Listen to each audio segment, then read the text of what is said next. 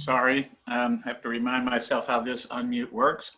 John Santa, I'm the vice chair of the committee and thrilled to be here and working with you all. Thank you all for coming. So our agenda tonight will consist of several items. The first 15 minutes will consist of welcoming our members and the public. We've done that, and we've introduced ourselves as your chair and vice chair. And we will be also defining some terms for over a period of 60 minutes or so. Then we will talk about the draft charter that's been developed and our task force advisory groups. Then there will be public comments and next steps. At this time, I'm going to turn it over to Brian for roll call. Thanks, Glendora. Yeah, so I will go through the roll call. I know I can see a lot of names on the screen here, but just so we have the record. And if anybody's calling in, please let me know so I can make sure that we capture that. Do we have Chelsea Eleanor on?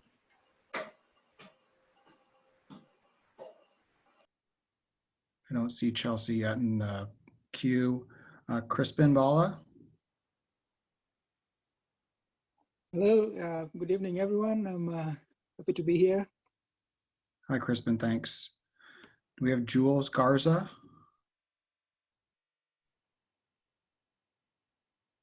No Jules yet. Kevin Fitz? Yes, this is Kevin. Can you hear me? Yep, Kevin, thanks. Hi. Thank you. Tori Jeter?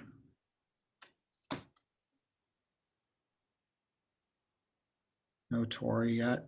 Ellen Greenlaw?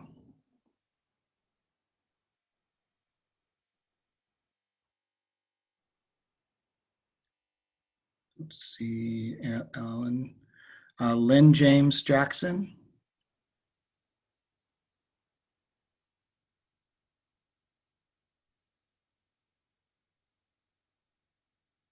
Don't see. Do we have Ada Kelsaw?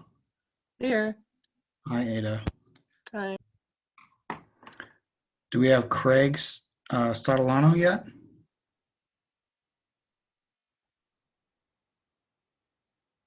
Don't see Craig. Colleen Nelson? Here. Hi, Colleen. Hi. Tui Tran? Here. Hi, Tui. And Ismail Warsami.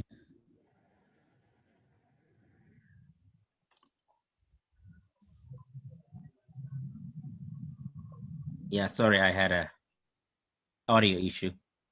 We're doing introduction, right? Yes, we're just doing the roll call, Ismail, so we have you as present. Yes, this is Ismail.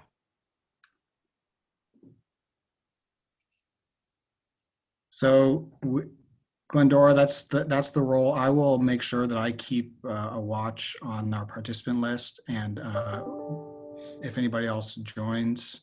And it looks like one of our members is just emailing, maybe having some trouble getting in. So I'll try to resolve that right now as well and see if we can't get her to join. Okay, thanks. So I will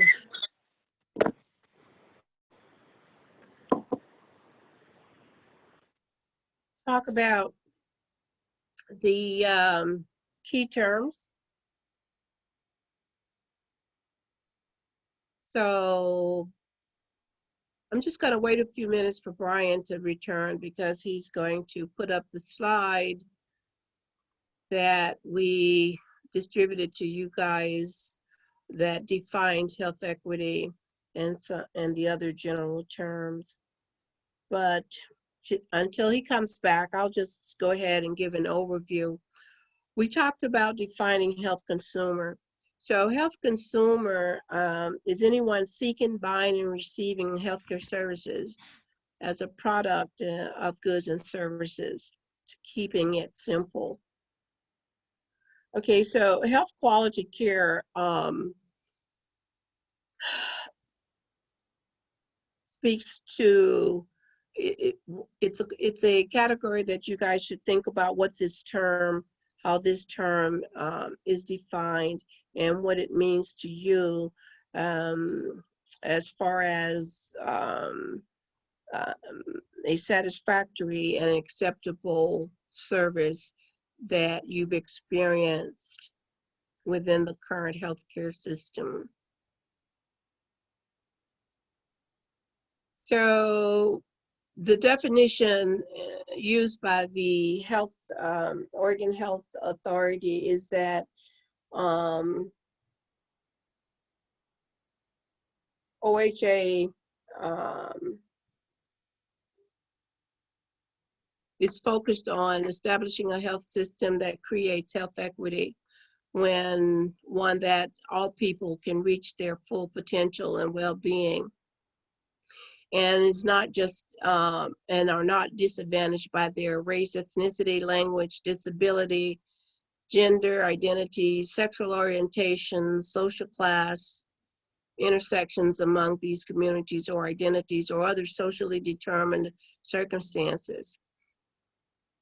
They describe achieving health equity requires the ongoing collaboration of all regions and sectors of the state, including the tribal governments, in order to address the distribution or redistributing equitably the resources and power, and while recognizing, reconciling, and rectifying historical and contemporary injustices.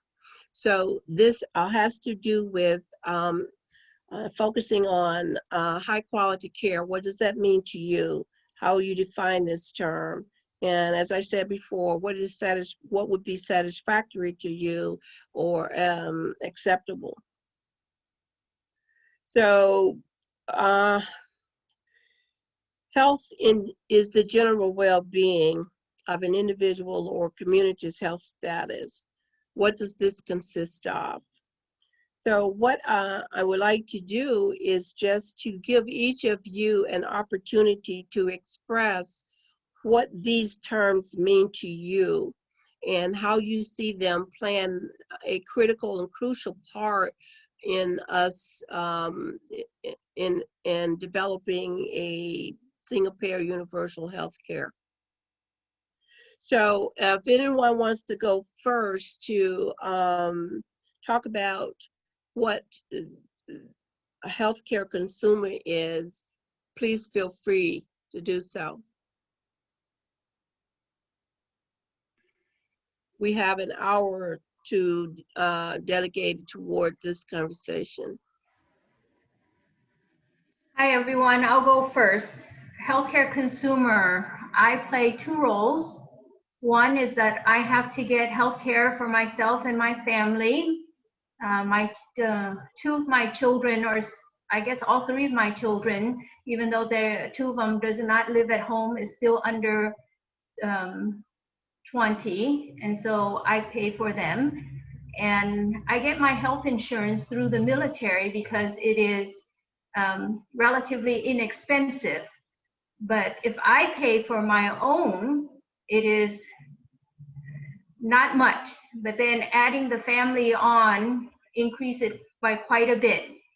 I am also a buyer of health insurance for my employee. So I pay attention to how much as an employer I have to pay out and what my staff, my team has to pay for their part. So not only am I looking at the premium from an employer's point of view, but for myself as well as the people that I'm buying the insurance for. So I would like a policy that take advantage of buying power, not just as an individual alone, but as a group to cut costs. Thank you. Thank you, Thuy. Anyone else?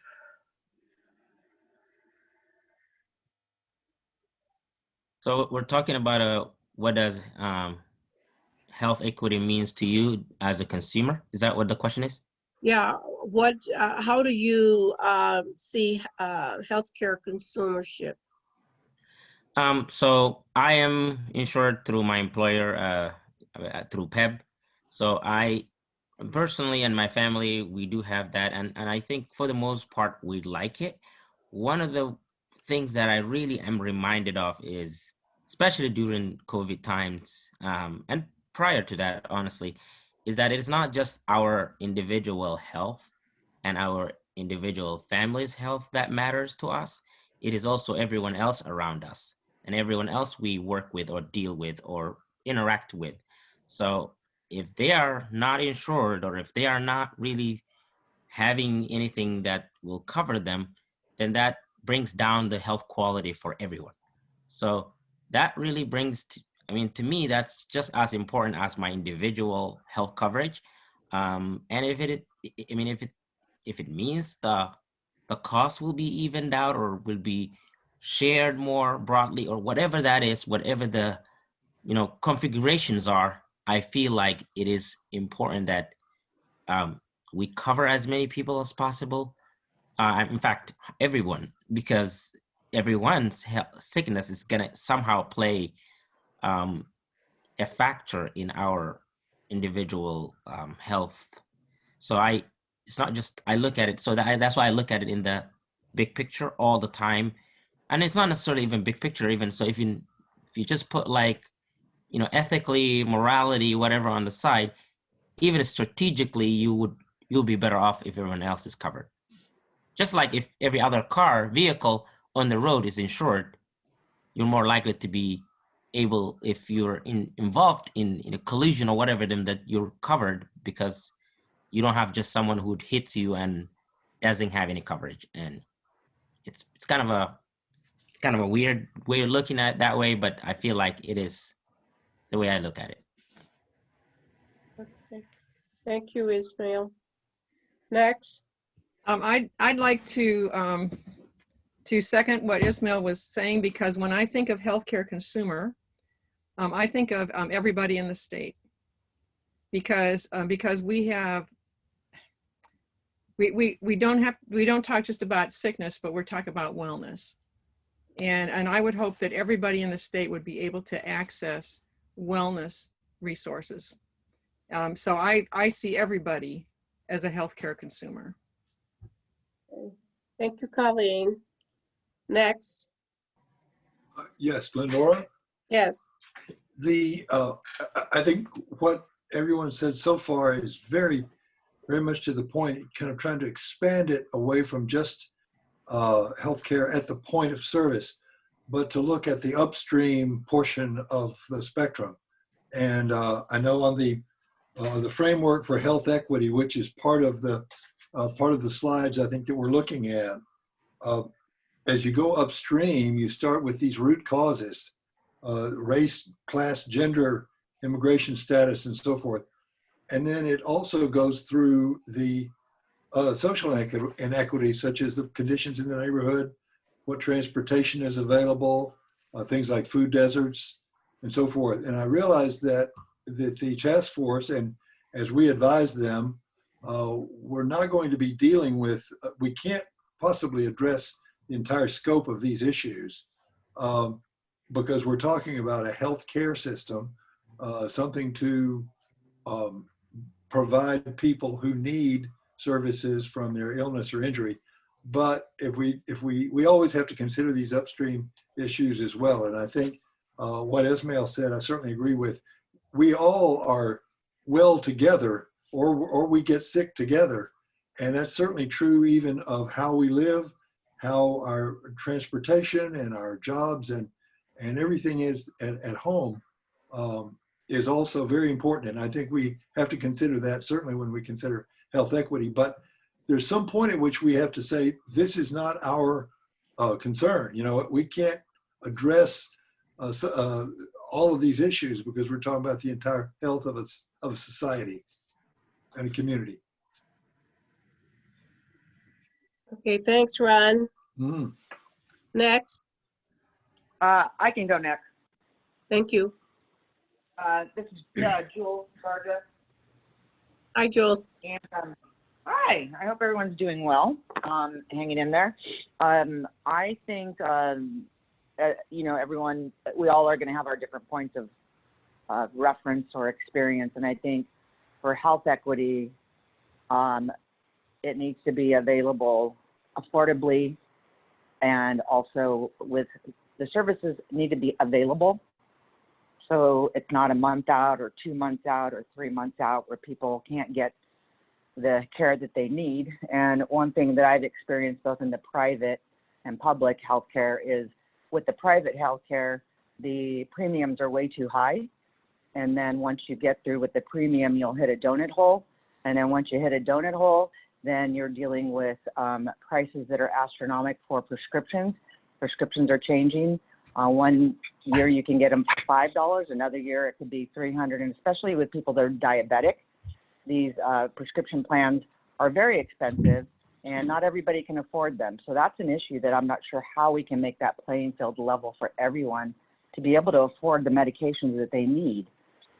So that's one of the areas I think that would definitely, you know, lowering the prices and making prescriptions affordable for everyone is one thing I think that needs definitely part of the plan going forward.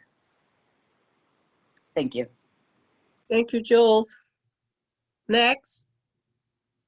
So I'm going to chime in on both issues, starting with the healthcare consumer. So healthcare consumer really is, in my opinion, refers to someone who is, like you said, like Glendora said, someone who's seeking healthcare services, or someone who's taking care of a patient, you know. But I think a healthcare consumer should be wide enough to also include healthcare workers. Like, for example, I say this because from my experience, especially in the operating room, I have worked with surgeons who they are private practitioners, and then I've also worked with surgeons who are employed by the facility, for instance. And I've noticed that those who work for themselves, who are self-employed private practitioners, they tend to shy away from using some supplies, if I may say, that might be beneficial to the patient, because they're trying to reduce the cost to the patient in terms of how much the patient will pay for supplies. And that way they get to reduce this portion that the patient pays for supplies, and then that leaves a margin for the surgeon to get his cut that he would like to get. And as opposed to a surgeon who is, for instance, employed by the facility, they'll not care about that aspect in terms of cost. So they'll use the available supplies and materials to make the procedure efficient. And another aspect that you can look at it also from, again, still from surgical standpoint, is private practitioners would be able to do their procedures at the clinic, you know, in their offices, like or in surgery centers, as opposed to a hospital employed surgeon who will bring their patient into the operating room for a procedure that can be done at a surgery center. So that's why I think that healthcare consumers should be looked at, should also encompass, should include the healthcare professional as they take care of the patient who seeks their services. And that kind of also joins in the health equity aspect.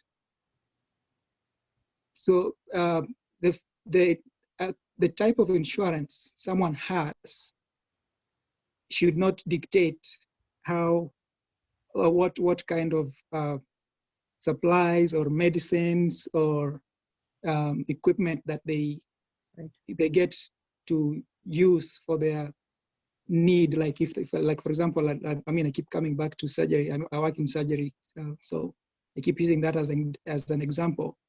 So we don't need to use a reusable item on a patient because it's cheaper for the patient. Cheaper doesn't necessarily mean better for the patient. And in the same way, expensive doesn't mean better for the patient. But there are some disposable items that we use a lot in healthcare these days, and they're deemed safer because they're single-use items. And so sometimes we tend to use the reusable items for the patients based on insurance status or cost status. But I don't think that should be the case. Health equity, to me, means that someone is able to get the best level care that they can using the best resources available, but not based on how much they're able to pay. Yeah, that's my take. Thank you, Crispin. Next. Yeah, hi, this is Kevin Fitz. Can you hear me okay? Yeah. Yeah, I want to use an example. Last October, I was called by Governor Brown to sit on a 35-member behavioral health council advisory process with the task of coming up with suggestions for improving our mental health system with legislative 2021 budget asks. So and I just want to illustrate this, one of the things that health equity means to me is the idea that when we're talking about the equitable distribution of services and setting up the power about who gets to make decisions, is that we have equitable participation in those processes from the beginning. As soon as Governor Brown appointed me, I went to her office or her staff and I said, how many other individuals on this process are actually people receiving behavioral health services from your behavioral health administration? And then add to that, how many people sitting on this council are members of the BIPOC community and help represent those voices in the community? And the challenge was that I was the only Oregon Health Plan consumer on that committee, and we had a paucity, a significant underrepresentation of BIPOC voices on that council until 6-7 months into the process. So health equity to me means making sure that, particularly, and it even says in the bottom here, historically, people left out of the decision, issues of racism and class and at the table of making decisions of what happens to our healthcare dollar have been particularly ignored or under-supported, even here in good old Oregon. And that's what health equity means to me. Thanks. And Kevin, I just have another question. How do you see, how do you define healthcare consumer? Well, that's another interesting question. So I could give you an example. So, and I spend a lot of time interacting with the state of Oregon and their health authority. I'm always in a conversation with them of what you define of a person who's a consumer is somebody different than somebody who lives with the condition, i.e. there may be somebody who's on MODA who has kidney disease who is not currently a healthcare consumer of the public sector. So when you're trying to set up systems for people with kidney disease run by the state of Oregon, particularly in the public sector, it's probably best to have people who have actually been customers of that system. So the healthcare consumer, and particularly in the public sector, a long time it's forever said over and over again that Medicaid and Medicare is actually the purchaser. So why does it matter what the consumer in the public sector thinks about healthcare services? For me, the healthcare consumer is the person at with the healthcare issue that's directing and making choices about their own care. That would be my simple answer. Okay, thank you, Kevin. I just want to say that I forgot to let you guys know that we're recording this. So we are being recorded. Having said that, let's move right along to I would like to talk. Yeah, so go ahead. What does healthcare consumer mean to you? I come from east of the I-5 corridor, and one thing that's an issue for us is bad internet, and it's very difficult to get. That's one of the reasons I haven't attended the other meetings that we've had, is because the internet is just on the blink. So what I think that as a group, we're going to need to point that out again and again to the legislature, that the internet over here in Eastern Oregon is just awful. And that means that A, we can't contact our doctors, and B, we can't have input into these kinds of discussions, because we can't, nobody, you know, we don't have any communication. Okay. So I just want, and I want to thank the previous Kevin for pointing out that it's good to have a lot more people who are actually on the receiving end of services on this committee. I am on the receiving end of services. I'm on Medicare and Medicaid, and I get home care workers, but I think that's very, very important, because we know what's happening way better than anybody else. Thank you, Ellen. Glenn? I'm going down the line for you guys to each have an opportunity to weigh in on what is how you see healthcare consumer. How do you find it? Define it. I'm sorry. Go ahead. This is for the definition. And speaking of the consumer, I think we're all consumers, whether you work with an employer or not. Become sick, whether you're unemployed or you're employed, you're still going to be a consumer of health care.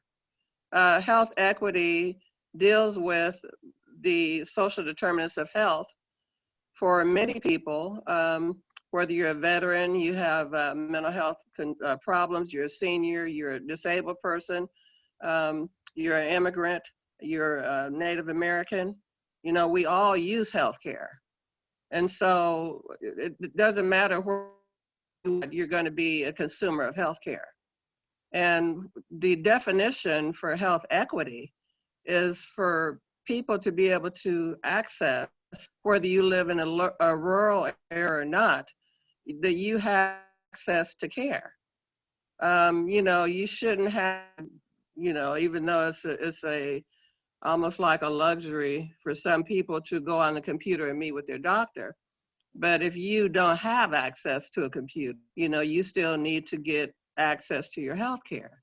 So the definition for equity would be being able to access it, being able to have quality care, being able as a consumer to give input to your care, being able to see the doctor, you know, that meets your needs and will be able to provide the services that you know, that you would like to have, not just one set, you know, of standards. And health equity has to be, and you know, it has to be affordable, and it has to be adding the diversity of professionals, that the clients that they're serving, they understand what their needs are. And we can also meet, you know, at least have a goal in order to reduce the disparities of the social determinants of health, so that we can reduce those disparities and meet the needs of the consumer. And also the partners that are out there, you know, when you look, we talk about across the regions and the state, we have partners that are out there that need to be more actively involved in this issue with the cost of it. When we're looking at the pharmaceutical agencies and, you know, the distribution of it, the healthcare services, you know, where they're located, and look here now at Oregon, we're short on doctors. So we need to have enough professional staff to meet the needs of the population. We need to have enough facilities We need to have enough education so that, you know, and incentives for people to go to college to meet the needs of the people. And if we can't do that, then how can we say that we want to have a system for everyone if we're not even going to be able to have enough doctors? And then speaking of technology, I mean, I could go on. I don't want to, you know, go on forever, but keeping the cost affordable. And when we look at technology today, and it's not just the rural area that's having problems with computers, I'm having problems because we're all at home, we're all on the computer. And Right. so we don't have enough space, you know, for everyone at the same time to be on there all the time. So I'm constantly having problems. But for getting back to the cost, we need to develop some systems for everyone to input their share, you know, to keep the cost down and, you know, even look at alternative care to keep those costs down as far as what we can do. So I'll stop there. Thank you, Aida. So this is the kind of the direction I want us to follow, is that everyone weigh in on what healthcare consumer means to you. How do you see it? That kind of thing. And so we're going to entertain, and you'll have an opportunity to address the other terms as well. So what I'm hearing now is health equity has been shared by some of you, and what you think it is and how you think it should be distributed. So next person.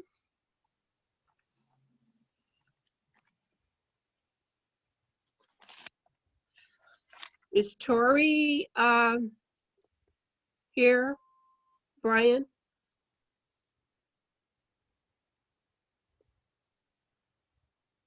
Sorry, Glendora, I didn't have Tori when we did the roll call, so unless she has joined since, I don't believe she's on. Okay. Craig, is Craig here? Same with Craig. Okay. Okay, so let's start, and Chelsea is not here either, right? Okay, let's start with the next term. Hey, I am here. This Oh. is Craig. I had connectivity issues. I thought I had unmuted myself, but I hadn't. Okay, Craig. Sorry about that. Yeah, I came in late, unfortunately, because of the connectivity issues. Welcome. And I see everyone else has their name displayed, but mine just says Samsung Galaxy J3. So, okay. So answering the consumer question. Yes, thank you. I would have to say that the consumer is the, if you will, the end consumer, the person receiving the care. And I would expand that a little bit to include other people that might include parents of minors and those who are responsible for making medical decisions for someone else. And that the needs of those people are the ones that need to be met by any basic healthcare definition, is the person who needs and receives the care. And I'll stop there because most of what else I'd have to say would go into the idea of equity and things like that. Okay, thank you. Is there anyone else that has not given their input on healthcare consumer? I would like to speak on that. I really don't like to be referred to as a consumer. That's like I have a choice as to where I'm going to get my health care. I like to be referred to as a tax-paying citizen or a resident, because, I mean, consumer just assumes that we could go up to Canada, right? If you're a consumer. So we're not, we're not consumers. We're tax-paying citizens. Okay, thank you, Ellen. Did everyone get a chance to weigh in on healthcare consumer and what that means to them? Glendora, this is Yes. Tony. Can I add something? Even though people have health insurance, but many choose not to consume health care because they might have an extremely high deductible. So they'll use the wellness portion of their insurance, but when their out-of-pocket pay is $7,000 a year, they'll hold back on using care until it's really necessary. So we think if you have insurance that you consume health care to its fullest to take care of yourself, but there's an economic preventing you from using it because it costs a lot still, even if you have coverage through your work. My sister-in-law, she had a lump on her throat, but it's not so big. It's only, like a grape. And until it got to a golf ball size, then she consumed.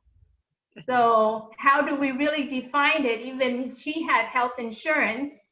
Her husband worked for Intel and she works for the state, and they held off on consuming until it was really necessary. So yeah, economics, pricing is important to consider that. Thanks. Thank you, Tui. So everyone that's on the call has had a chance to weigh in. Glendora? Yes.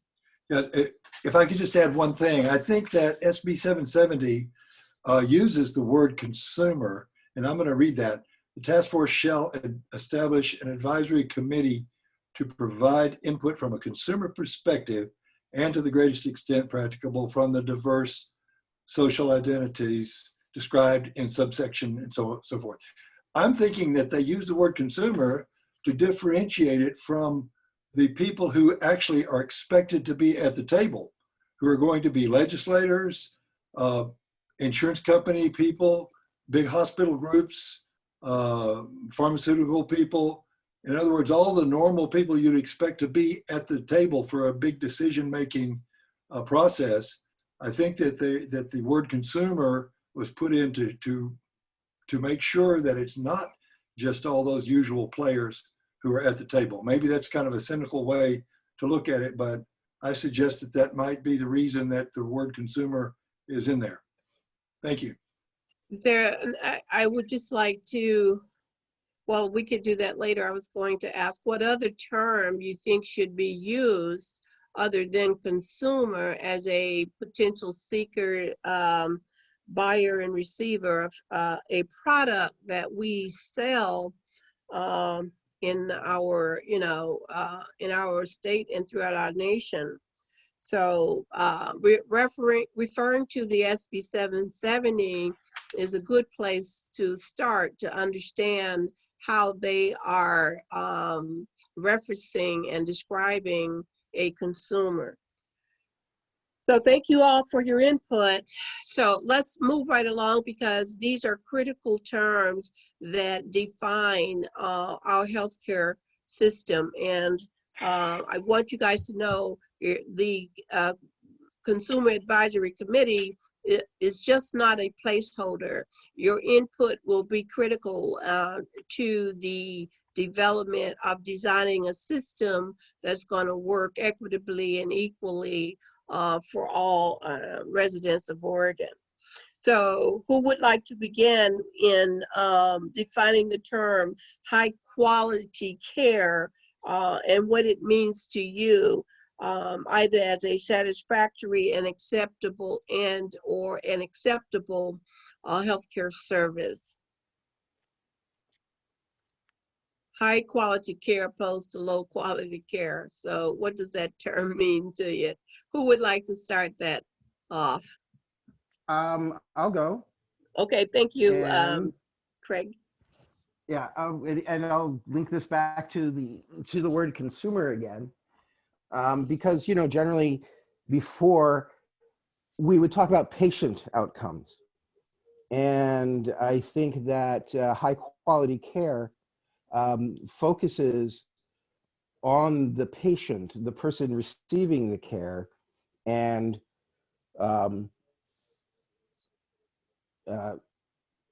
doesn't treat us, or more importantly, doesn't treat the act of accessing healthcare like it's just any other product. You know, I'm a consumer of popular media. It's not a life or death issue. My healthcare, you know, high blood pressure, diabetes, things like that that affect me, those can be life or death issues. And so when I approach it, I don't want it to be treated as if it were the same as, oh, what would you like to watch in your free time? No, it's like, how are you going to address your health concerns so that you stay alive?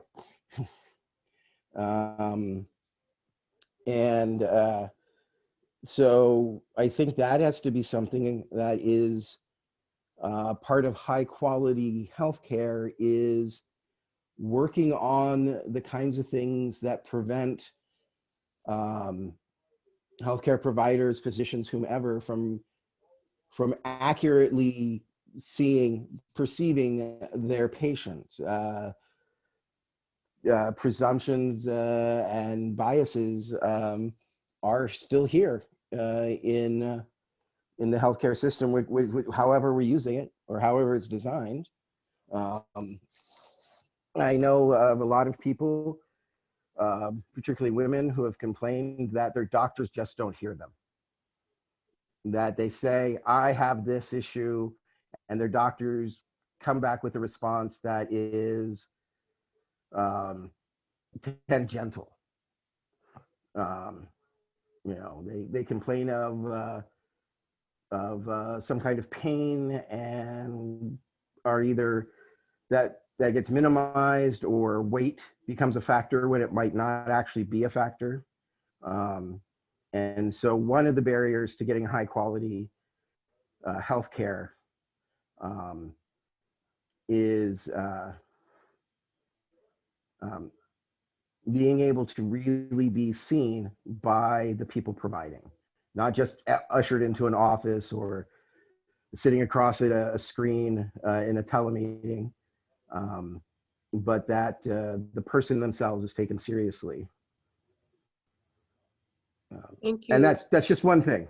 Yeah. Thank you, Craig. Next. Yeah, hi, this is Kevin Fitz again. Some of you don't know me, but what I do, I run a volunteer nonprofit called the Oregon Mental Health Consumers Association, and that's been in existence for almost 20 years. One of the things that we go over and over again in discussions in the last 3 decades of whether people actually like the word consumer, and I'm going to get to the point about high quality. The federal government in Medicaid and Medicare and Behavioral Health Services Administration uses that term over and over again. The term is not, of course, perfect, but there's other more pejorative terms that people find, patient and inmate, when you're talking about behavioral health services. So for me, it's a happy medium. One thing I want to say is the term high quality healthcare is a loaded term, particularly, and I'm going to again be Oregon centric. On our website, we list the state of Oregon that has at least $3 million that it pays the Oregon Health Sciences University to talk about how great and look at their high quality healthcare. And so the term high quality healthcare, who's defining that? If the insurance company or if the Medicaid provider is telling me or telling the public you're getting high quality healthcare, it seems akin to an advertising or a good PR statement. I'm not sure when it gets down to the choice of the patient, consumer, or the person receiving services, which what consumer means to me, is that whether that would be the same definition. And once again, it goes back to health equity. Who is at the table defining what good healthcare, high quality healthcare is? It is the physician, or is it the person receiving the medical care themselves, or hopefully a mix of both? And that's my 2 cents on the subject. Thanks. Thank you, Kevin. Next.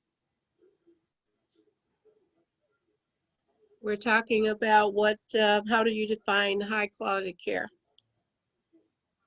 Lenora, this is Twee. High quality care to me involves an understanding of people's culture, their community, their lifestyle, and that care is specifically linked with the desired outcome that the patient wants, right? Sometimes we want to lower the person's blood pressure and high cholesterol and diabetes so that they don't get all the health problems that those diseases may lead to, but we don't look at their culture, the food they eat, the community they live in, like the food desert that is mentioned, or their lifestyle. So if the desired outcome that the patient indicate to their provider is such and it is achieved, then it is high quality. Because you're not gonna you can't achieve perfect, okay? We're not gonna give up our sweet, not gonna give up our salt. and so healthcare is progressive from where the patients start. So it's highly individualized. It's perceptual, basically. Highly loaded, like the previous speaker said. Thank you, Twee. So it is fortunate that the advisory committee will have to tweak out and differentiate from what the state uses currently or how our current healthcare system describes and defines high quality care. Next. I can go. This is Jules. Hi, Jules. And so I was just thinking, in terms of quality, we're doing quality healthcare. Yes. What we would, I mean, I would take a look and maybe, at other models and what other people have done. Some people say Canada is amazing for the type of healthcare they provide, and yet there's others that oppose it. People don't want too much government involved, and yet with private plans, how will that work? So there's got to be a real balance and working together with both the private and the public in order to provide the type of care for everyone and for it to be quality. And that means using having I think in the United States, we do have some of the best doctors, but how are they right now during COVID? Obviously they're spending a lot of time overtime working around the clock, helping people. So, thinking about all these things, we have to realize this problem has been around for a long time, but how is it that we can get behind it and really make it work for everyone? So quality would mean finding that balance and doing all the things that we're talking about. And I'm just still always getting to the how do we begin to do that? And also, it would be helpful to look at other models and see how did they make it work for their society or where they are, and to instead of rebuilding the wheel, maybe looking at some of these, seeing what worked, what didn't work, case studies basically on this to see what did work, what didn't work around the world with different countries. And I'm sure that Canada is probably not the only one, but in other areas they may have come up with a system that works even better. So to look at places that have that quality and have been able to balance these things, I think to ensure that everybody gets the same type of coverage, whether it's a public or a private type of mixture that they'll be getting, I think would be something to try to zone in on a little bit. Thank you, Jules. Thank you. Next. So high quality healthcare, it encompasses a lot of things. Can you please say your name? This is Crispine. Thanks. Go ahead. Sorry. So high quality healthcare involves a lot of things, and I think it also depends on the person, but basically it would be achieving the, like Tui said, achieving the goal of the care that the person is seeking at that time. If the goal is achieved, someone might call it high quality healthcare. But another one might not take it like that because they look at the process that was involved to achieve that result. If along the process, maybe they were not treated respectfully, or their opinion was not taken into consideration, or the healthcare professionals that were taking care of them were not courteous, they may not call that high quality care, even though the goal of the care that they were receiving at that time was met. So I think high quality healthcare must encompass the entire process from the first time the patient gets into the system for a particular concern until the end result is achieved. So what happens in between here? So in between, from the beginning to the end, there's healthcare personnel involved, there's infrastructure involved, there is cost that the patient will need to meet. So all of these, if they are like up to par as per the expectation of me as a patient or a consumer in this case, that's, I would call that high quality healthcare. Now, let me give an example. So I come from Kenya, and we have very good private facilities, we have very good public facilities, and we also have very bad private hospitals and very bad, very, very bad public hospitals. So depending on which facility you go to, you might find, for example, generic medicines, you might find top-level doctors, nurses, and other allied personnel. But the experience you get in a high-end hospital will be bad. So even though you are in a facility that is ranked top in maybe the country or the state, the experience that you get there is horrible. That doesn't equate high quality care at all.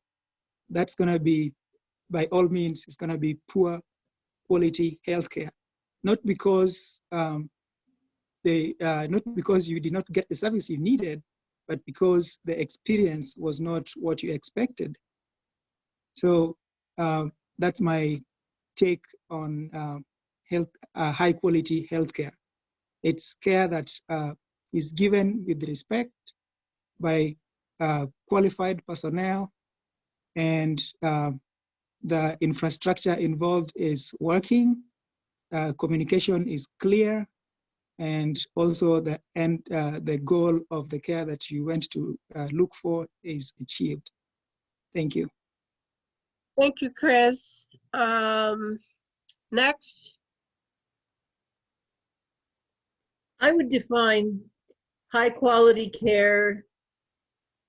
That's what Bill Gates gets. Can you state your name, please? Ellen. Thank you, Ellen. Go ahead. The care that Bill Gates gets. Okay, Bill Gates is, who's Bill Gates? He has a lot of money.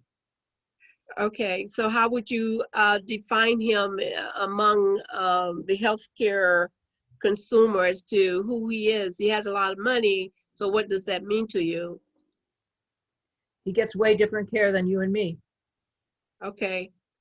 And I think I'd like to see everybody get the same care, have access to the same care. Okay. Thank you. Anyone else? I like to jump in. I think when it comes to quality, the current system in the U.S., I think, in my opinion, based on what I know, incentivizes how much procedures, how much complicated procedures are conducted. That's how payments are made. That's how that's how hospitals basically get paid.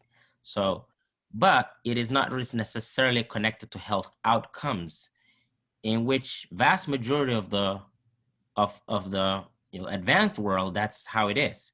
So I would say high quality is when we're not going to the hospital as many times, when we're not needing those complicated procedures, that is when you have a good quality healthcare system, in my opinion. Yep. And so it's basically preventative medicine, all of these great things that we do, and also the environment. Like, it's not just the treatment you get there, it is how you, before you get the treatment, how you actually prevent serious complications to happen. And when you don't, so somebody, for example, can get a very expensive healthcare, but very poor quality. Like if I end up in the emergency room and get, if I didn't get seen by my primary doctor or don't have it, and I end up in the emergency room and I get hundreds of thousands of dollars of treatment, that is nothing. If that is not as good, it's not nothing, but that's not as good as what I could have gotten from ongoing dental care, health care, preventative medicine, all of those things that would prevent me from having a catastrophe or having to rely on the emergency room. So I think it has to be looked at in that context of outcome related, not necessarily the expensive equipments that you ended up utilizing or procedures when the person is in a dire situation. Thank you, Ismail. Very good. Next. This is Colleen, and I agree with a lot of what people are saying about being heard by a practitioner. But I'm going to add in my sort of my own specific need. And for me, high quality care includes naturopathic care, includes acupuncture, as well as allopathic care with MDs and ODs. So I need access to a wide variety of practitioners in order to have high quality care. And that also includes, I live in rural Northeast Oregon, so we don't have all that many specialists near us. So high quality care includes access to specialists. We do have access, but we have to travel to get them. But for me, I don't want, so one of my themes here is going to be include a wide variety of practitioners of a variety of kinds, because for me, that's what I need for high quality. Thank you, Colleen. Next. Yes, Glendora. Yes, Ron. Yes, this is Ron. Earlier we discussed, when we were talking about health equity, we discussed being sure to listen to and understand the cultural differences among the consumers and the patients that are involved. And I think it's, in some cases, it could be that the member of one particular culture may want the most expensive, latest high-tech medical procedures and equipment to keep him or herself alive as long as possible, where the member of another culture may have a more realistic understanding of life and death within his or her culture. So I think that in a way, these two things kind of work around each other. A cultural sensitivity and cultural understanding can be it can mean that there's something different in quality, in the best quality of care between one group of people or a person of one tradition and somebody from another tradition. Thank you, Ron. Next.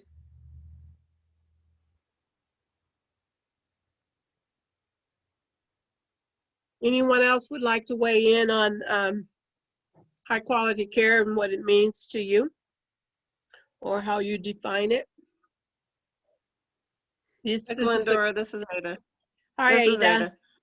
Thanks. Hi. Quality care, I was just looking at the definition, and it says a value provided by a healthcare resource as determined by a measurement. And so for me, it's a choice of being able to choose who you want to go to versus being told who you have to go to. The choice of the type of care that you want, you know, what my values say that I, you know, am paying for a service, or, you know, I would like to have this type of service because, you know, this is what suits me. This is what I need, or this is what will help with, you know, to improve my health care. And it's also being able to communicate with the healthcare professional, knowing that when you communicate with them, they're going to be providing the best service to you for a better outcome of your health. So it also means, you know, communicating with them and coming up with a plan for your health that satisfies you, you know, that when you go to them, you'll know that you don't have to worry about, you know, the outcome, because you know they're doing the best that they can by you choosing that person. So the standards through the healthcare professionals a lot of times are, they will offer you what they think you need to have versus what the consumer or what the patient needs for their health, you know, to get well. Whether it's alternative health care or whether it's, you know, you want to go to the doctor only when you feel you need to go versus, you know, you have to go for preventative care. Healthcare also is, you know, quality care to me would be providing a service to the community needs so that, you know, people are well and the costs are not going to skyrocket because, you know, we have all these sick people that need help, but they're not getting it. So quality care to me, when I hear the term model for healthcare, okay, a lot of times when you're looking at a lot of the models for healthcare, they're really not models, because if you look at the outcomes, that will tell you whether it's a model or not. So, you know, quality care, you have to put a lot into it if you want to get something out of it. You have to be more preventative if you want to see a better result. And then that way your costs will be lower and, you know, they won't skyrocket. If you're using more preventative measures, and then you're allowing the community to help create a better system for, you know, to meet their needs. And then allowing the community also to, you know, give the feedback to the provider of what they could do better, you know, to keep their health, you know, more well, so that you don't have to go to the doctor, you know, more often as you age, and that you can go less if you receive the services, you know, that are quality, that will help keep you well. So that's my definition. Thank you, Aida. Nicely said. Is there anyone else who did not weigh in on high quality care that would like to? So then I'm going to assume that we got, everybody had a chance to share their views on high quality care. These are not in any particular order. In other words, they're not listed as priorities, but they are thought to be the most emphasized terms in the describing healthcare services. Let's move on to the next term, health. Who would like to take a shot at that? I'll just give you the universal meaning of health that most professionals use and research, and it is said to be the general well-being of an individual and community's health status. So as such, what does this consist of in your worldview? Who would like to go first?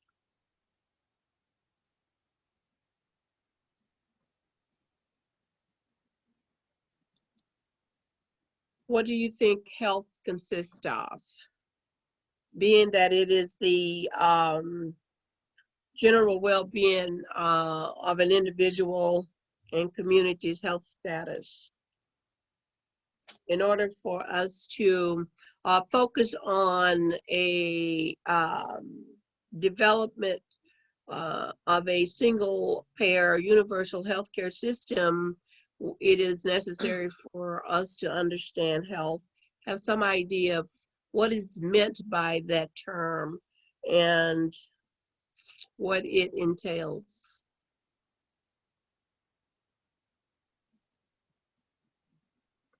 Lenora, it's Tui. I'll start. Thank you, Tui. To me, is the lack of disease. I'm an eye doctor, and so when patients come in for their routine eye exam, I always hope for the best, no eye diseases, no changes, and that everything is going well. And that most of the time I just talk to them about how to take care of themselves better. So the result next year will be the same. So health is lack of disease, lack of health, taking of medication for conditions. It is my body's ability to do what it wants. When I was younger, health was being able to train for a half marathon or a marathon. But this year, all I want to do is pass my fitness test with the Air National Guard so I don't get kicked out. Just 25 sit-ups, 22 push-ups, and running 1.5 miles, keeping my waist down to the certain size. So health changes depending upon where you are in life. And again, that specificity that the patient, the consumer, have with his or her provider is extremely important based upon their culture, their community, their lifestyle, their age, all that. So that flexibility is important. My blood pressure as I get older is high, or when I am nervous, or when I eat a lot of salt. And so if I go to the doctor and have my blood pressure on certain days, it's going to be high. And then I'll have that conversation about, oh, Twee, it's getting high, you should do this. But other times it's not. So health varies. And we have to take that into consideration and be specific for the consumer, the patient. Thank you. Thank you, Tui. Next. I What can go does- next. Okay, thank you. Yeah, it's me, Jules. Oh, thanks, I was thinking, Jules. like, even just when you talk with people or in passing, and especially now during COVID, I mean, the thing is, people are always saying, take care. How are you doing? Things like this, which, how you're doing is general, but a lot of people, even people I don't know, are always like, be safe and take care. And I think it has a bigger meaning for health. A lot of it is mentally well, like take care of yourself mentally. That makes you healthy. Make sure that you're happy and doing things, so it for health means that you're happy, you're mentally, stable. You also, health means living comfortably enough where you're warm, all the things we need. You're not hungry, you're warm, you're safe. So I think that health, all of these other things would affect your health, just like if you have high blood pressure or not working and not having a place to live and all these other things. So that also is encompassed in health. And I think those things are all important, not just the general, I don't have a disease or whatever, because all these other combinations would slowly push you towards having a disease if they're not taken care of. And that would mean just our well-being as well. Thank you, Jules. Next. Yes, this is Craig. One of the things about health just being defined as well-being, that's so broad. And in this case, we're looking a lot more at physical and mental health, because we have systems in place for that to be addressed. Even if we don't do it well, we still think of them as important things. Something that I'm reminded of is that getting back to the needs of the individual. For instance,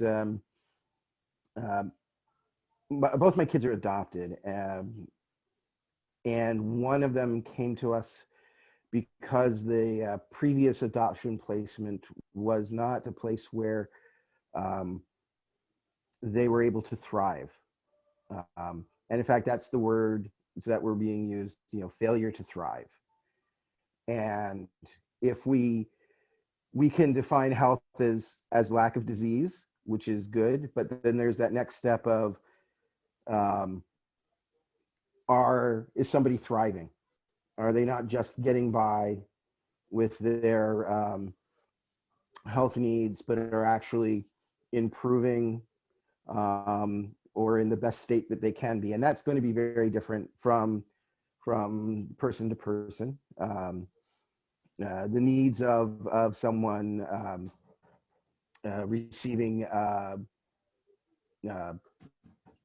care during a pregnancy, very different from when they are just immediately after the pregnancy or at a different time in their life. And that's just across one person's lifetime. So I guess the question is, do we want to define things generally or get really specific? Because getting really specific is going to be hard in any large system. But I would like the idea of thriving to be part of that, not just fixing us when we are broken, so to speak, but helping us to be at our optimal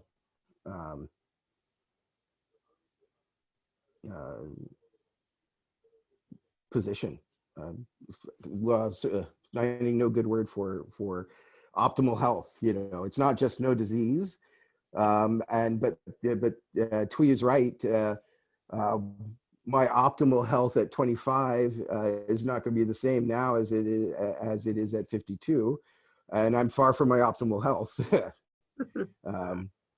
But I think, and somebody was talking about earlier about cultural expectations, and I think something that needs to come back to the basis is that often what's been missing in our healthcare has been that respect for the person receiving the care. And I'm going to stop there. Okay, thank you. Thank you, Craig. So, anyone else next? We are 5:17 and we have about 5 more definitions to go. So let's keep that in mind when we give our input on what we think about these terms. So health, who has not gone that would like to go? Please state your name. My name is Chris Crispin, and health to me, like everyone who's spoken before me has said, is not just the fact that I'm not having any disease. As a matter of fact, as we speak right now, I have GERD, which was diagnosed, and I take medicine every day. But I still consider myself healthy. But each time I talk to my mom on video chat, because she's overseas, And she wonders why I'm not healthy because she sees my physique and she thinks I'm skinny, therefore I'm not healthy. So I think Ron just said, there's the cultural aspect has certain expectations. So some cultures, if you're like my physique, if you're skinny, if I may say, then the assumption is that you're healthy. In other cultures, if you are more built, a bigger person, then that's when you're healthy. But to me, it depends really on the person who is defining it, and I would define health as having physically comfortable and at peace with what you have going on, and even though you might have a diagnosed medical issue going on, that is not really affecting your physical health, is not affecting your mental health, social health. I'm using health to define health, but yeah. So that's how I would, in a nutshell, that's how I would define health. You may have a diagnosed medical problem, but that doesn't mean you are not healthy. We know of athletes who are, because of the sports that they're playing in, they are obese and, well, not obese, but bigger than, they have higher BMI than normal. So it's not because they are sick that they're like that. They're still healthy, they're able to perform those sports, and they're okay with the way they are mentally, physically, and even socially. If you ask them if they're healthy or not, the answer would, be that I am healthy, I'm not sick. So to such a person, it would mean the fact that they're not sick, that's why they're healthy. But to someone else, like me, I have this diagnosed disease that I take medicine for every day, but I still consider myself as having health, as healthy. So it really depends on the person, and that's my take on this. Thank you. Thank you, Crispine. Anyone else? I'll just add, I think everyone, I agree with a lot of the definitions we're giving. So for me, I will just say health is an optimized wellness.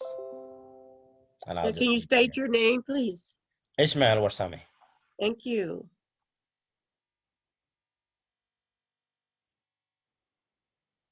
Anyone else?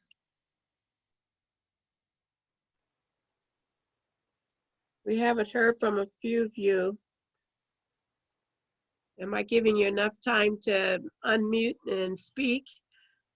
If I'm going too fast, let me know. Okay, hi, Ada. Thanks. Health for me is wellness. Health could be exercise. It's for me, it's your diet, what you eat. It's your mental health, what you're thinking and how you're using your mind. It's getting enough rest. It is socialization, being involved, actively involved. It's being a participant and choosing how to be well, knowing how, learning, educating yourself on wellness. So it's a wide variety of things that you have to be a participant in order to achieve those results for health. That would be my definition. Thank you, Aida. I had one thing to add. For those of us that are in remote rural areas, a good transportation system is very important. Like non-emergency medical transportation and taxis are sometimes very hard to get, and it takes a long time for them to get here. So that's an important factor when you live in a rural area. Thank you, Ellen. Next.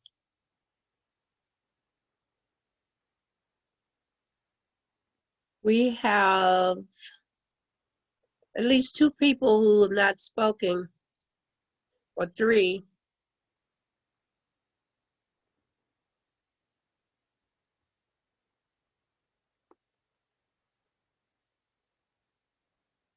And moving right. This is Colleen. I don't have anything to add, so that's why I haven't spoken. Okay. I heard a lot of things I liked. I just keep that. Thank you. I don't have, this is Kevin. I don't have anything to add with that the definition other people have added. I agree with most of the sentiments. Thanks. Thank you, Kevin. Ron? Yes, this is Ron, Glendora. Thank you. I go along with the last 2 that so much good has been said. I agree with that. And during the middle part of this topic, my phone rang. It's my brother. He called me. Today's my birthday. Oh. And he called me on my birthday. I don't talk to him but about once a year. So that brought to mind, we have a kind of a strange dysfunctional relationship, but it was good to hear from him. And it brought up a lot of issues about health that I could share with you, but I'm afraid I'd go on and on about it. So I'll just second what others said, the ones I did hear when I wasn't on the call, and agree that it's a lot more than just the body. It's the mind, it's the spirit, and it's the world around us. It's our community and our neighbors. Thank you. Happy birthday. Happy birthday. Yes, happy birthday. Thank you. Okay, so we've covered everyone with on that. So healthcare services. So healthcare services has a general understanding that it is the organizational delivery practices, policies, and distribution of healthcare information to healthcare consumers and to the public at large. So operating from that premise, what does this service look like to you, and what should it consist of? Who would like to go first? Would you repeat that one more time, please? Sure. Healthcare services is the organizational delivery, practices, policies, and distribution of healthcare information to healthcare consumers and or to the public at large.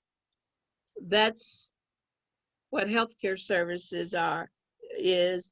And what does this service look like to you, or what do you think it should consist of?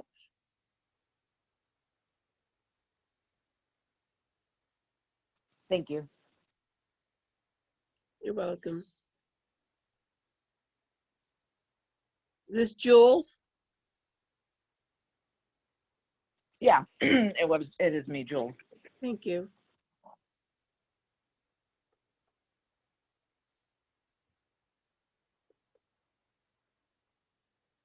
Healthcare, this is Chris here, and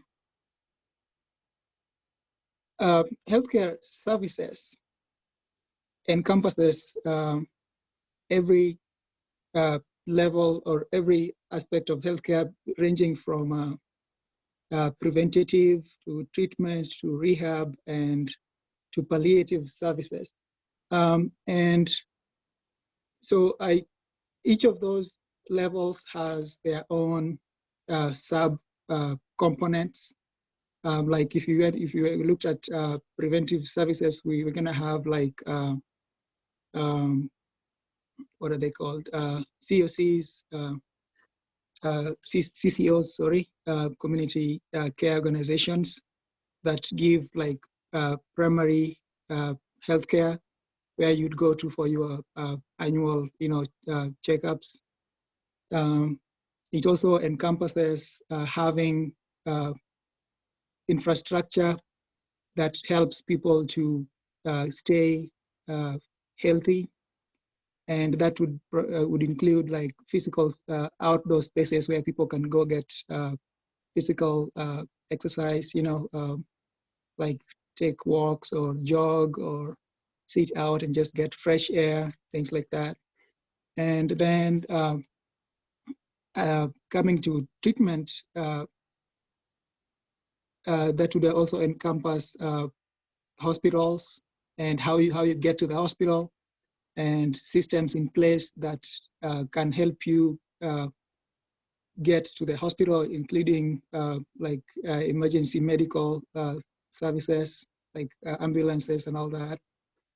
So to me, healthcare service encompasses the entire system that I would hope to have around where I am at any given point in time, that I need a service and I get it. I need to see my private practitioner. I call in there. There's a system in place that I can use to call in there and get an appointment. And once I get there, I'm seen and I get back home.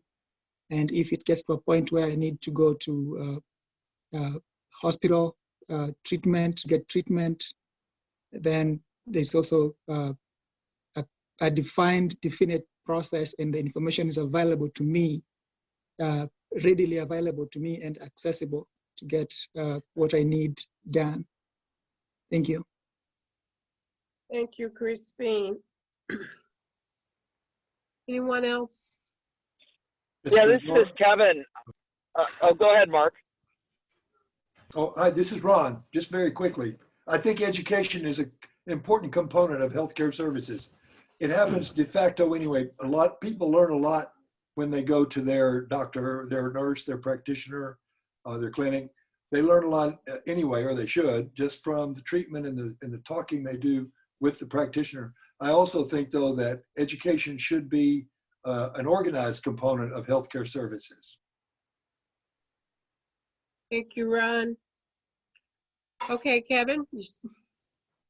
Yeah, just a point about healthcare, the way healthcare is organized. In Oregon, when we set up the CCO structure, we were led to believe before the decision was made that we had that we would probably end up with somewhere between maybe 3 to 5 CCO structures, because the legislative body was split pretty much along blue and red lines, 50-50. They had to make concessions.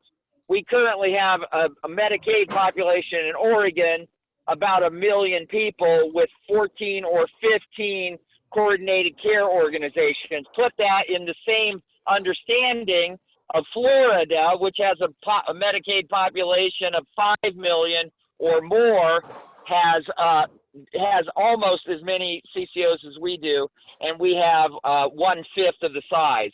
One of the things about healthcare organizations, whether we're talking about the managed care, or rationing care for the client or the patient, is the significant amount of administrative overhead and the takeout of the service dollar, particularly in the public sector, of the administrative managerial class profiteering off a public healthcare dollar. And that's a terribly ineffective way of organizing healthcare. You don't go in saying, who do we allow to profit off of this, and where is that politically feasible to make such a decision? The politics of who gets part of my dollar should be the last part about putting together healthcare organizations and healthcare services. Thank you. Thank you, Kevin. Next. The one thing that one of the things I'd want to see in how healthcare services are structured, what it would look like, is that serious attention given to the barriers that people have regarding their healthcare, whether it's economic or geographic. Ellen Greenaw's points about lack of access just because being rural means you're far away from the centers of activity. That is a barrier to healthcare that needs, I think, to be addressed. Economics, I think we're all very well aware of how economics can be a barrier to healthcare. People brought up cultural differences, and also I would add into that those of us who are called neurodivergent.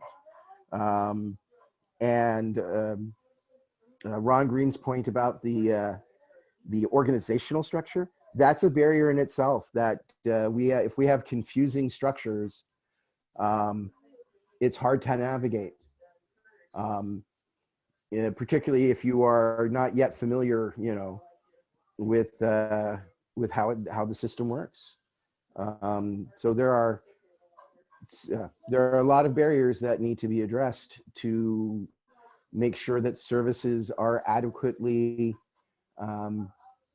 reaching the people who need them. I'm done. Thank you. Thank you, Craig.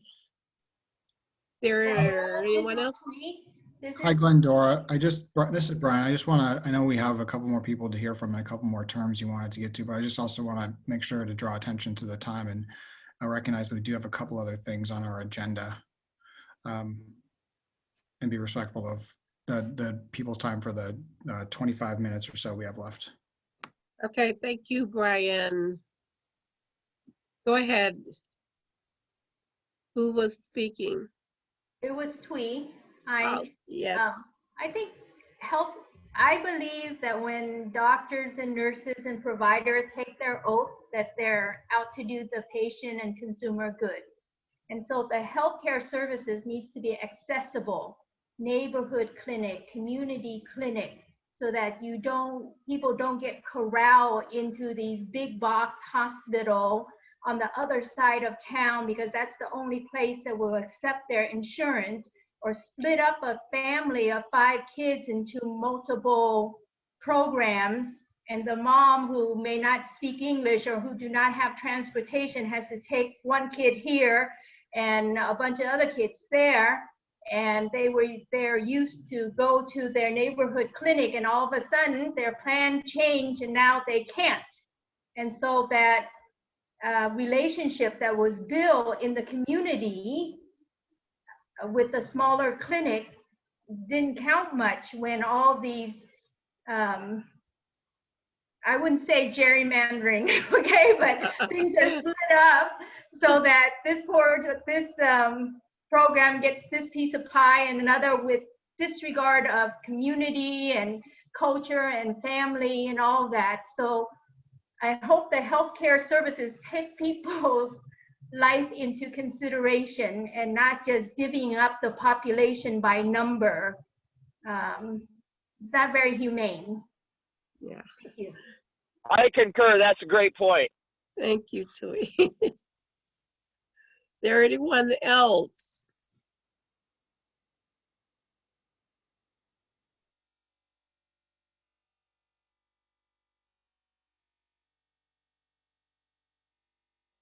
This is Ada.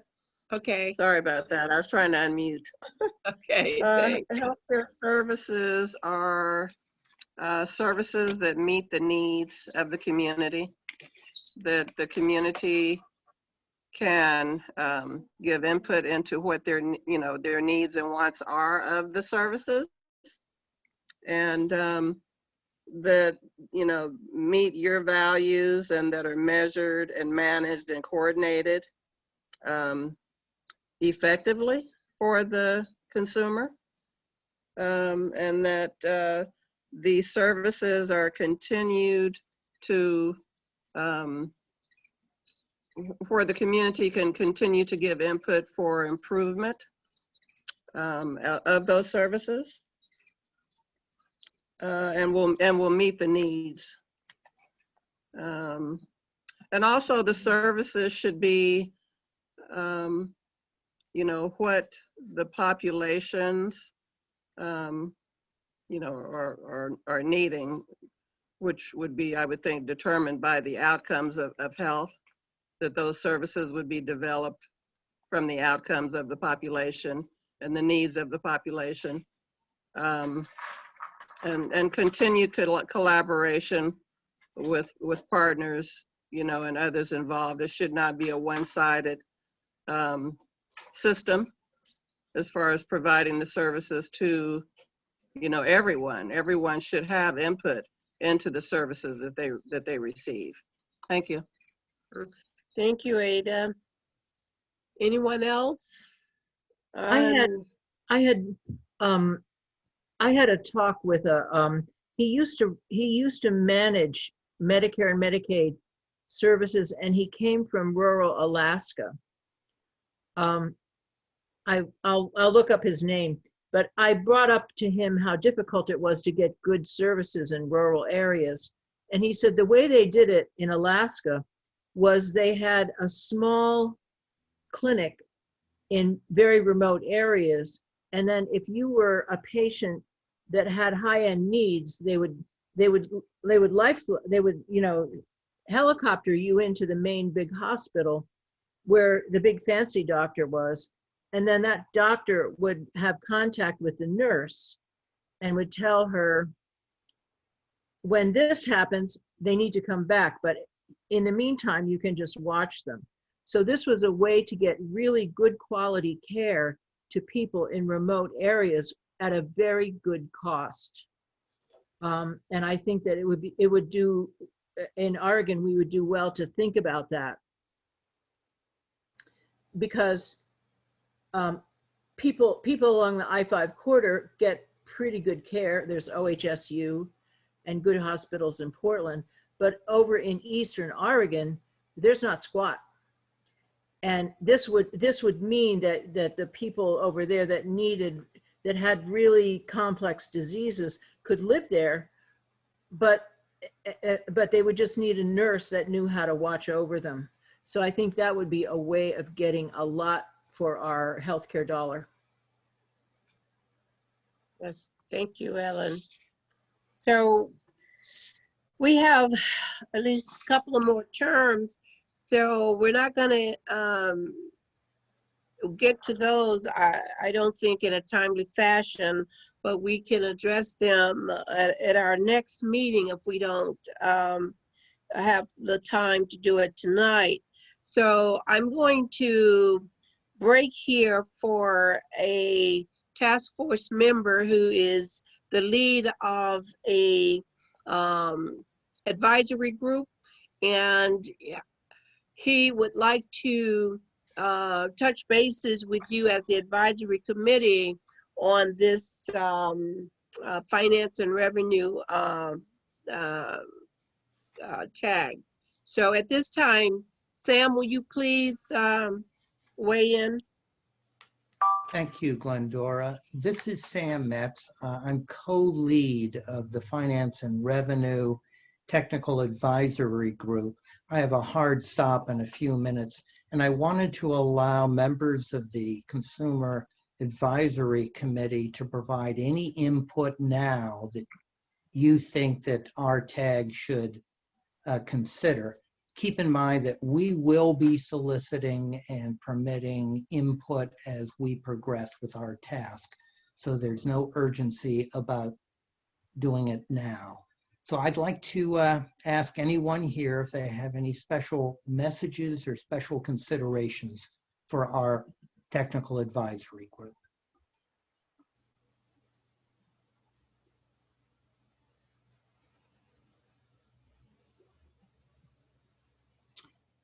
This is Tui, Sam. Yes. When you present different scenario of how eligibility, benefit, and affordability, will you do it in a compare and contrast kind of format so that we can see the differences between different options that you may present? Thank you, Tui. I can't speak for the eligibility, benefits, and affordability task subcommittee.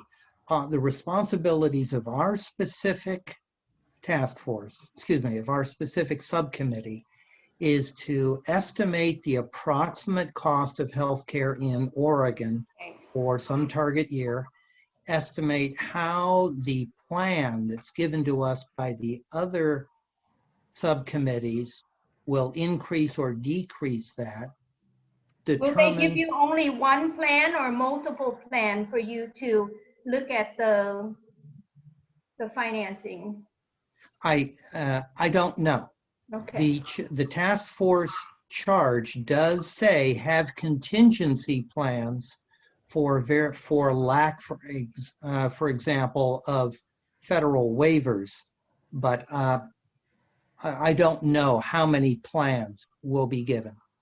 And then our responsibility is to estimate how much federal funding will be available in our target year, and then determine from that how much Oregon would normally spend on premiums and out-of-pocket payments, and ultimately design at least one set, perhaps several alternative sets of new taxes to replace the premiums and out-of-pocket payments that would normally be spent.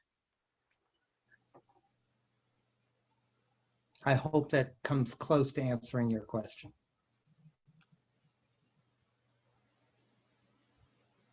Hi, Sam. This is Ron Green. I would like to wonder if anyone in your group is entertaining the idea that an employer, a business, could be seen differently as a revenue source depending on the ratio between the compensation of the CEO or the top people as compared to an entry-level worker or an average salary worker. And if that ratio might be a useful metric to apply to tax rates to businesses.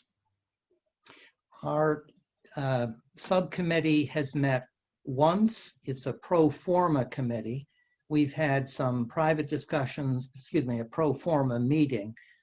We've had some private discussions amongst ourselves, but we have not had any formal discussion of taxes, what might be just, what might not be. I recommend, Ron, that you put this concept in writing so that we have a hard record that it's come from the Consumer Advocacy Committee, and then go to either one of the two websites that our task force uses, and we will see that. Thank you for the suggestion. Thanks.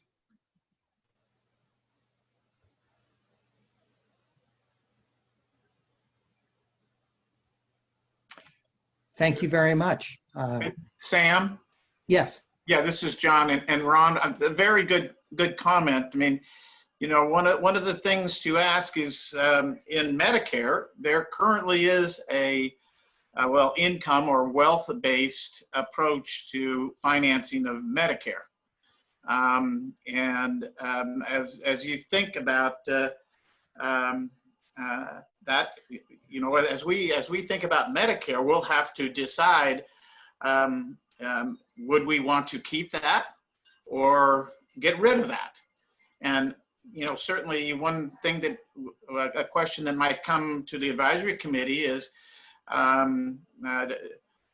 do folks think that the approach Medicare has taken to vary a contribution to Medicare based on income is onerous? Is it fair?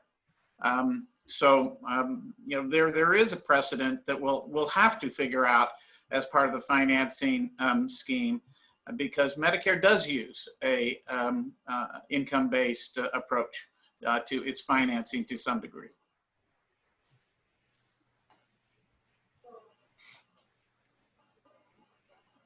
Thank you, John. Any other comments for now? And if not, I'll turn this back to Glendora. Glendora. I did have one question. I'm sorry. This is Go ahead, Ada. I just had a concern with the COVID and the impacts of the COVID on our timelines and also on cost. You know, I've been listening to our governor and listening to the officials with their budgets. And, you know, everyone knows that the cost of COVID has increased a lot and has reduced a lot of the budgets that we would have had we not had COVID. So my concern would be, as we're trying to come up with, you know, the answers to our charter, what supports we will have and when we may hear of any changes with our timelines.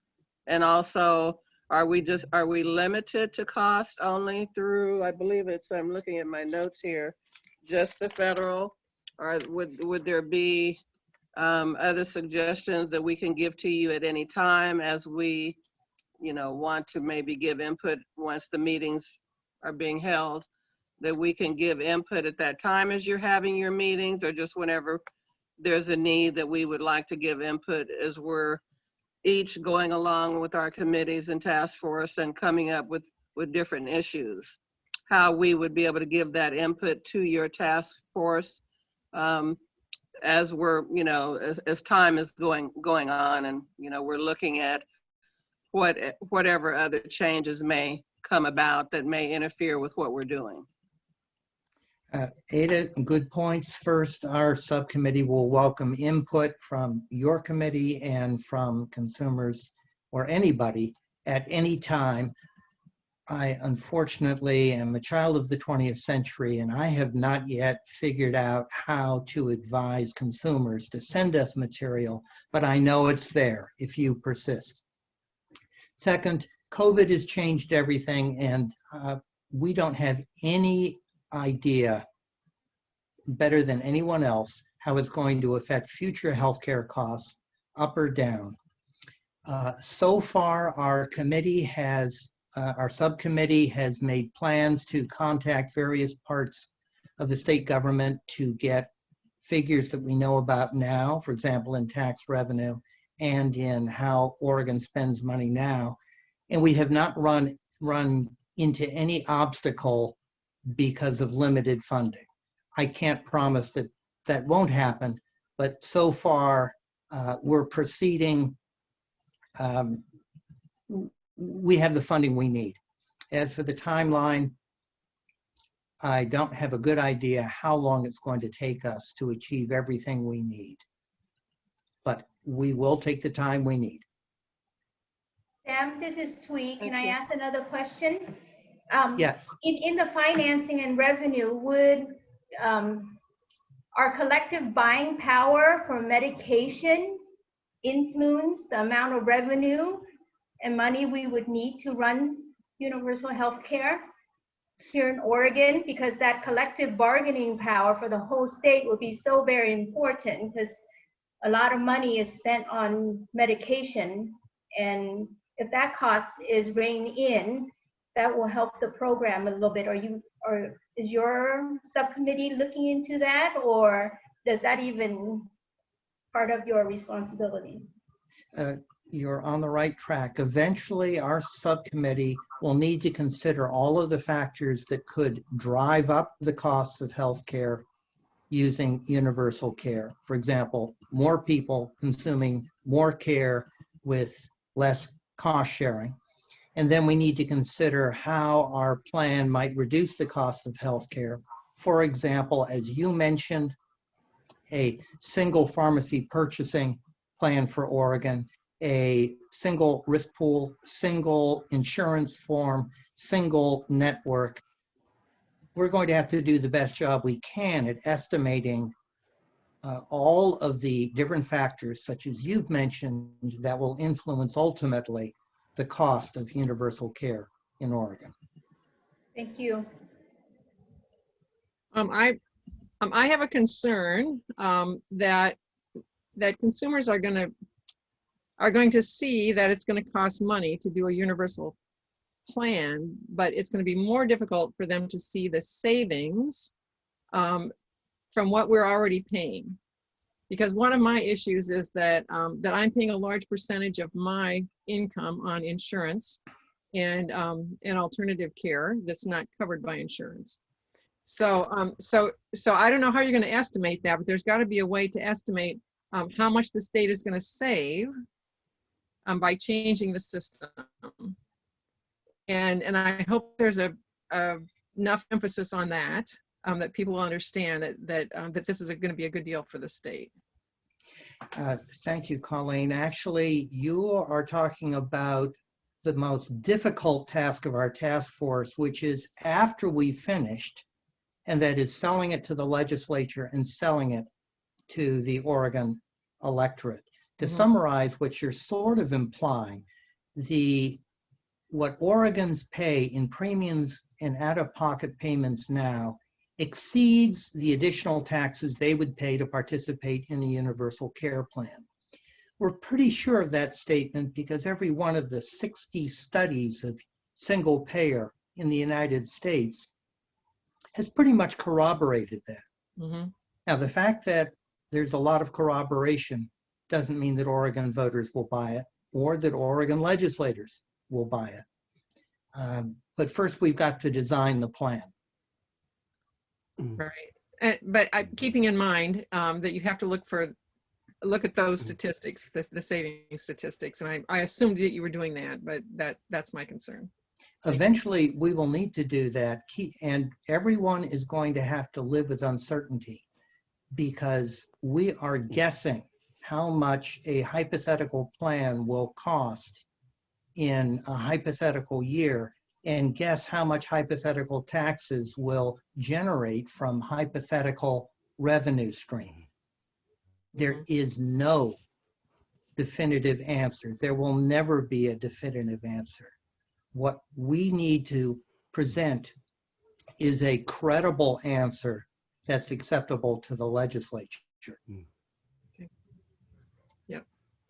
Something that, this is Craig, something that came up during our first meeting is that for myself and some of the others, I think, how much universal health care would spare businesses, particularly small business owners, from that it would be a benefit to them because maintaining employer-based healthcare, well, frankly, is a dinosaur. And the place where I work currently, which is facing possible extinction, actually, from shutdown that we're about to experience. And if we experience a longer one, the owner does not know that they will be able to reopen. But they don't provide health care, but they have constantly lost people to other, it's a restaurant, people, good workers going to places where they can get the health benefits. And so why universal health care has not been presented as a boon to the business community is something I've always wondered. Because it's, I'm going to stop there because I'm just going to repeat myself, I guess. All right. Thank you. Craig, you bring up two really squirrely points that are difficult to discuss, and I won't try. I can't give you anywhere near a complete answer, but the first is how can we design a healthcare system that will still function when businesses are going out of business because of an epidemic? The second is there's no average business in Oregon. Every business is different, and there's no one tax plan for taxing businesses that will be acceptable to every business. And because I need to go, I won't answer that in any more depth now, but you can get a hold of me and I would be happy to continue this discussion. And you also can submit these questions to our group, our subcommittee, to make sure that you know we've heard your considerations. And I hate to say it, but that's going to be the last comment for now, but you know how to reach us, and I look forward to hearing from all of you. Thank you. Okay, we have come 3 minutes short of ending our meeting tonight, and I just wanted to say that we have left off at the healthcare access, and we will continue these other issues at our next meeting around access to care and patient impacts and so on. I am going to turn it over to Brian and let him talk about the charter at this point. Thank you guys for your input. Thanks, Glendora. One of the attachments that you all should have gotten with the meeting materials was a draft charter for the Consumer Advisory Council. Just so you know that there are charters for the task force and for each of the technical advisory groups, including the one that Dr. Metz, who was just speaking, the Finance and Revenue Committee, have. So it lays out 10 key tasks, which are largely borrowed from Senate Bill 770. And Glendora, I know you put a lot of thought into these 10 tasks specifically. So if you want to speak to them, any of them in depth, I will defer to you on that. But then going to the rest of the charter, laying out that the chair is the one who develops agendas, helps identify presenters and relevant background materials, and facilitates all of the monthly meetings that we're going to have. Lays out that the Consumer Advisory Committee you all are expected to provide input and advise the task force on any specific requests that come from the technical advisory groups, as well as identify other issues that may not have been considered by the technical advisory groups or the task force. And that the Consumer Advisory Committee, as with all the groups in the task force, will solicit and allow for public testimony, both oral and written, at every meeting.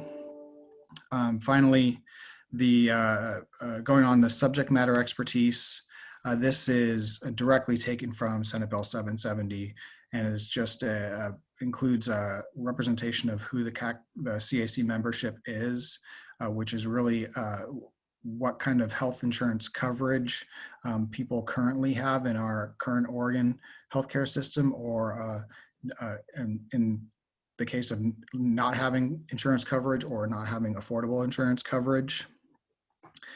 Time and frequency of the meeting. Now that we've kicked off, the CAC will meet monthly, and it's expected to go through, at this point, May of next spring. With the current timeline of the task force is expected to deliver its final report in June of 2021. It has the membership and of the committee, and then finally, all of these charters have a little bit of some value statements that were from a bill that preceded Senate Bill 770, which is House Bill 3260 in the 2013 session. So this is just kind of a statement that is at the end of the charter to help remind and guide each of the technical advisory groups and the Consumer Advisory Committee of the key values that have kind of been at the foundation of putting Senate Bill 770 together, and the work that is and products that are expected to come out of the task force. So Glendora, yeah, if you wanted to speak to any of the 10 key tasks, just wanted to note that this charter, along with the other charters for the technical advisory groups, are going before the full task force at their Wednesday meeting that we're having this Wednesday. These are just some iterations that are taken from the SB 770 bill, just to give you an idea of what you should be considering as you formulate your thoughts around the issues. And many of these are the terms that we have identified and addressed earlier. So this will help guide you in your final recommendations to the task force. So please do familiarize yourselves and read through that. That is about the most significant aspect of that particular part. So that's all for me. So seeing that it is 6:03, we're 3 minutes past our meeting, I would like to say thank you guys once again, and I'm going to refer to my chair to see if he has any last words. Thank you all again. And Glendora, if I may, before we we go. Just a reminder that we are meeting monthly. The next meeting of the Consumer Advisory Committee is December 14th, Monday afternoon. And then also just wanted to remind everybody, when the materials went out, staff extended an invitation for people to provide a little bit of a bio about themselves.